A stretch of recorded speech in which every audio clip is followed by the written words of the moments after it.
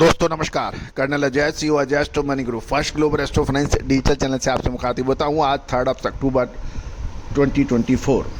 दोस्तों आज के एपिसोड में हम शुरुआत करेंगे कि लोहा बाज़ार के अंदर शुरुआती दौर में आज यानी बाज़ार खुलते ही मिश्रित रुख दिखाया जा रहा है।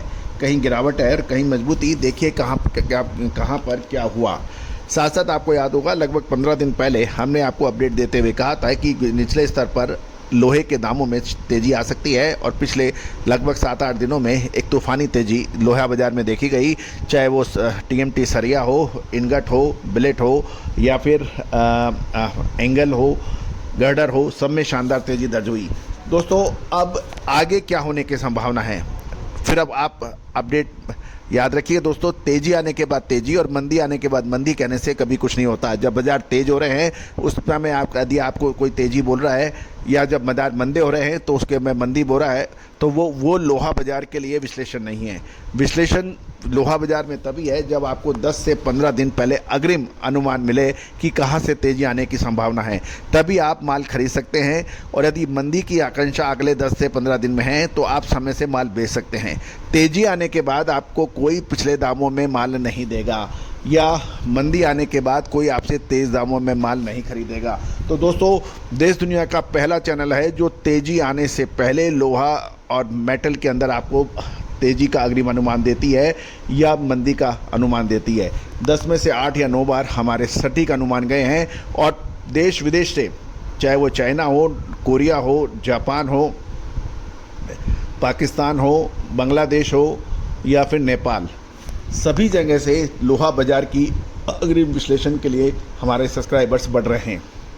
दोस्तों भारतीय अनुसंधान पद्धति का डंका आज पूरे विश्व में फैल रहा है और आज से कुछ सालों पहले तक इंडियन एनालिसिस को कोई भाव नहीं देता था। आज इंडियन एनालिसिस के ऊपर सबकी नज़र सबसे पहले होती है।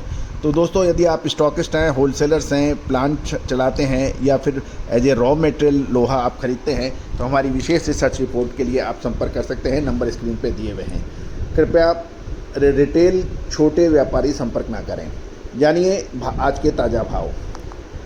एमएस इनगट के अंदर कुछ मामूली बढ़त देखी जा रही है। मंडी गोविंदगढ़ में 43,700, भिवारी में 42,200, गोवा 41,600, जम्मू 43,700, 100 रुपये की बढ़त है। लेकिन मुजफ्फरनगर में शुरुआती दौर में 400 रुपये की गिरावट होकर ये 42,600 के भाव है। Pig iron foundry grade price के भी अपडेट आ गए हैं।